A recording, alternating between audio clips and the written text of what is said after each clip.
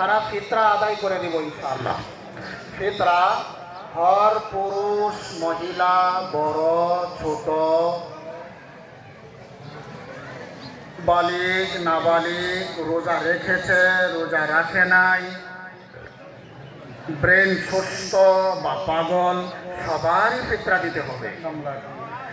আর যদি আপনার বাড়িতে কামলা আছে মাসকা কামলা বছরিয়া কামলা মানুষটা দোকানের সহায়ের জন্য তারপরে ঘরের কামের জন্য ইত্যাদি কি করতে হবে তাদের ফিতরাও আদায় করতে হবে।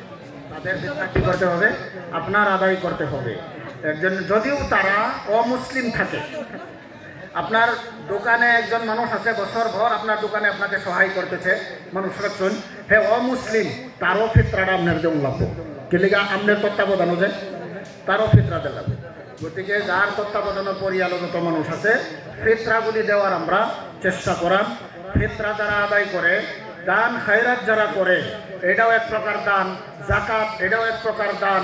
এই যে একটা ঈদগার মধ্যে আসি আজকা মা বাপের নামে যে যারা দান করাম এটিও দান।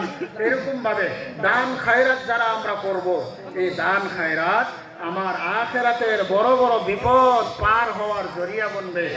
এটা এমন নয় যে আমার পয়সা দিলে ঈদগাহ চলবে মসজিদ চলবে মাদ্রাসা চলবে গরিবের পেটে ভাত যাবে আল্লাহ মুখাপেক্ষী নয়।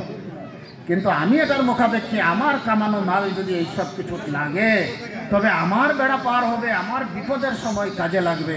এর জন্য আল্লাহ রসুল সাল্লাল্লাহু আলাইহি সাল্লামকে নবীজি বলে আল্লাহ পাক বলেছেন খুয মিন আমওয়ালিহিম সাদাকাতান তুতাহিরুহুম ওয়া তুযাক্কিহিম বিহা ওয়া সাল্লি আলাইহিম ইন্না সালাতাকা সাকানুল লাহুম। এই যে দান খয়রাত নেওয়া হবে এই যে ফিতরা নেওয়া হবে এই যে যাকাত নেওয়া হবে অর্থাৎ মাল খরচের লাইনে যেইগুলি ইবাদত বন্দেগী করা হয় নবীজি তাদের কাছ থেকে যে আপনি মাল নেবেন এই মাল নেওয়াটা আর মাল